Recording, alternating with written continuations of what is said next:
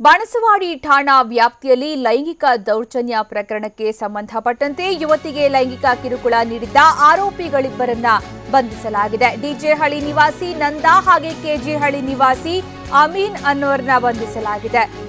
ಇನ್ನು ಬಂಧಿತ ಆರೋಪಿಗಳಿಂದ ಕೃತ್ಯಕ್ಕೆ ಬಳಸಿದ್ದ ದ್ವಿಚಕ್ರ ವಾಹನವನ್ನ ಕೂಡ ಜಪ್ತಿ ಮಾಡಲಾಗಿದೆ. ಯುವತಿಗೆ ಲೈಂಗಿಕ ಕಿರುಕುಳ ಕೊಡ್ತಾ ಇದ್ದಂತಹ ಇಬ್ಬರು ಆರೋಪಿಗಳನ್ನ ಈಗ ಬಂಧಿಸಲಾಗಿದ್ದು, ಡಿಜೆಹಳ್ಳಿ ನಿವಾಸಿ ನಂದಾ ಮತ್ತೆ ಕೆಜಿಹಳ್ಳಿ ನಿವಾಸಿ ಅಮೀನ್ ಅನ್ನುವಂತಹ ಇಬ್ಬರನ್ನ ಬಂಧಿಸಲಾಗಿದೆ. ಹಾಗೆ ಬಂಧಿತರು ಕೃತ್ಯಕ್ಕೆ ಬಳಸಿದಂತಹ ದ್ವಿಚಕ್ರ ವಾಹನವನ್ನ ಕೂಡ ಜಪ್ತಿ ಮಾಡಲಾಗಿದೆ. ಇಬ್ಬರು ಆರೋಪಿಗಳನ್ನ ಈಗ ಪೊಲೀಸರು ಬಂಧಿಸಿದ್ದಾರೆ. ಹಾಗೆ ಅವರ ಕೈಯಿಂದ ಒಂದು ಟೂ ವೀಲರ್ ಅನ್ನ ಕೂಡ ವಶಪಡಿಸಿಕೊಳ್ಳಲಾಗಿದೆ. ಜನವರಿ 4ರಂದು ರಾತ್ರಿ 9 ಗಂಟೆಯ ಹೊತ್ತಿಗೆ ಲೈಂಗಿಕ ದೌರ್ಜನ್ಯ ನಡೆದಿತ್ತು. ಜನವರಿ 4ರಂದು ಯುವತಿಗೆ ಲೈಂಗಿಕ ಕಿರುಕುಳವನ್ನ ಈ ಇಬ್ರು ಯುವಕರು ಕೊಟ್ಟಿದ್ರು.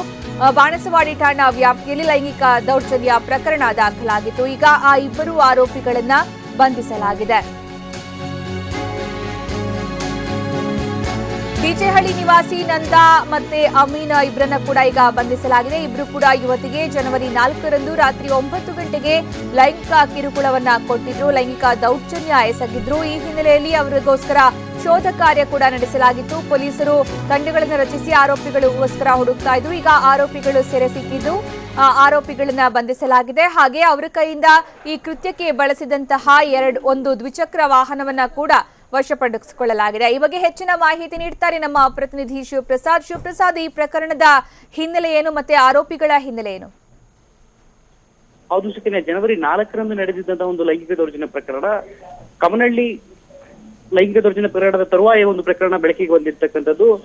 ಅಂದು ಸಂಜೆ 4:30ಕ್ಕೆ ಕೆಲಸ ಮುಗಿಸಿಕೊಂಡಿದ್ದಂತ ಬಂದ ಯುವತಿಯವರುಗಳು ಗೋಲ್ಡ್ ಜಿಮ್, ರಾಷ್ಟ್ರೀಯ ಹೆದ್ದಾರಿ 44ರ ಬಳಿ ಇದ್ದಂತ ಬಾಣಸವಾಡಿ ಪೊಲೀಸ್ ಠಾಣಾ ವ್ಯಾಪ್ತಿಯ ಗೋಲ್ಡ್ ಜಿಮ್ಗೆ ತೆರಳಿರ್ತಾರೆ. ಆ ಒಂದು ಸಂದರ್ಭದಲ್ಲಿ ಜಿಮ್ ನಲ್ಲಿ ವರ್ಕೌಟ್ ಮುಗಿಸಿ ಮನೆಗೆ ತೆರಳಬೇಕಾದ್ರೆ ರಾತ್ರಿ 9ರ ಸಮಯದಲ್ಲಿ ಇಬ್ಬರು ಯುವಕರು ಆಕೆಯನ್ನು ಹಿಂಬಾಲಿಸಿ ಆಕ್ಟಿವ್ ಹೊಂಡಾದಲ್ಲಿ ಹಿಂಬಾಲಿಸಿ ಆಕೆಯ ಬ್ಯಾಗ್ ಅನ್ನ ಕಸ್ಕೊಳ್ತಾರೆ. ಅದೇ ಸಂದರ್ಭದಲ್ಲಿ ಅಸಭ್ಯವಾಗಿ ವರ್ತಿಸ್ತಾರೆ. ಆಕೆಯ ಟಿ ಶರ್ಟ್ ಅನ್ನ ಹಿಡಿದು ಎಳೆಯುವಂತ ಪ್ರಯತ್ನವನ್ನು ಮಾಡಿರ್ತಾರೆ ಅಂತ ಹೇಳಿ ಅಂದೇ ಆಕೆ ಪೊಲೀಸ್ ಠಾಣೆಗೆ ತೆರಳಿ ದೂರನ್ನು ದಾಖಲು ಮಾಡಿರ್ತಾಳೆ.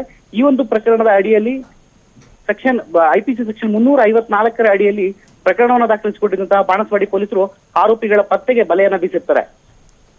ಈ ಪ್ರಕರಣದ ಹಿನ್ನೆಲೆಯಲ್ಲಿ ಇಬ್ಬರು ಆರೋಪಿಗಳು ಅಮೀನ್ ಮತ್ತು ಇನ್ನೊಬ್ಬ ಆರೋಪಿ ಬಂದಿರತಕ್ಕಂತ ಬಾಣಸವಾಡಿ ಪೊಲೀಸರು ಆರೋಪಿಗಳನ್ನ ವಶಕ್ಕೆ ಪಡೆದು ಆ ಕೃತ್ಯಕ್ಕೆ ಬಳಸಿದಂತಹ ಆಕ್ಟಿವ್ ಹೊಂಡವನ್ನು ವಶಪಡಿಸಿಕೊಂಡಿದ್ದಾರೆ. ಸುಕನ್ಯಾ, ಓಕೆ, ಅಮೀನ್ ಮತ್ತೆ ನಂದಾ ಅವರ ಹಿನ್ನೆಲೆಯನ್ನು ಈ ಆರೋಪಿಗಳು ಏನ್ ಮಾಡ್ಕೊಂಡಿದ್ರು, ಎಲ್ಲಿ ಅವರು, ಈ ಬಗ್ಗೆ ಹೆಚ್ಚಿನ ಡೀಟೇಲ್ಸ್ ಸಿಕ್ಕಿದ್ಯಾ? ಸದ್ಯದ ಮಾಹಿತಿ ಪ್ರಕಾರ ಇವರಿಬ್ಬರು ಸಹ ಡಿಜೆಹಳ್ಳಿ ಮೂಲದ ಅವರು ಅಂತ ಡಿಜೆಹಳ್ಳಿ ವ್ಯಾಪ್ತಿಯಲ್ಲಿ ವಾಸ ಮಾಡ್ತಿದ್ರು ಅಂತ ಹೇಳಿ ತಿಳಿದು ಬಂದಿದೆ. ತನಿಖೆಯನ್ನು ಕೈಗೊಂಡಿರ್ತಕ್ಕಂಥ ಪೊಲೀಸರು ಮತ್ತಷ್ಟು ಮಾಹಿತಿಗಳನ್ನ ಕಲೆ ಹಾಕ್ತಿದ್ದಾರೆ. ಸುಕನ್ಯಾ, ಓಕೆ, ಧನ್ಯವಾದ ಶಿವಪ್ರಸಾದ್.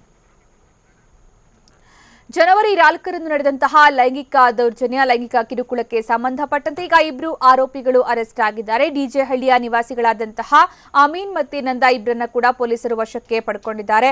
ರಾಷ್ಟ್ರೀಯ ಹೆದ್ದಾರಿ 44ರ ರೋಡಲ್ಲಿ ಆಗಿರುವಂತಹ ಘಟನೆ ಇದು. ಹೋಂಡಾ ಆಕ್ಟಿವಾದಲ್ಲಿ ಬಂದಂತಹ ಇಬ್ರು ಆರೋಪಿಗಳು ಲೈಂಗಿಕ ಕಿರುಕುಳವನ್ನ ಕೊಟ್ಟು ಅಲ್ಲಿಂದ ಪರಾರಿಯಾಗಿದ್ರು. ಬಾಣಸವಾಡಿ ಠಾಣಾ ವ್ಯಾಪ್ತಿಯಲ್ಲಿ ಈ ಬಗ್ಗೆ ಪ್ರಕರಣ ಕೂಡ ದಾಖಲಾಗಿತ್ತು. ಯುವತಿಯೇ ಸ್ವತಃ ಹೋಗಿ ಆರೋಪಿಗಳ ವಿರುದ್ಧ ದೂರನ್ನ ಕೊಟ್ಟಿದ್ದಳು.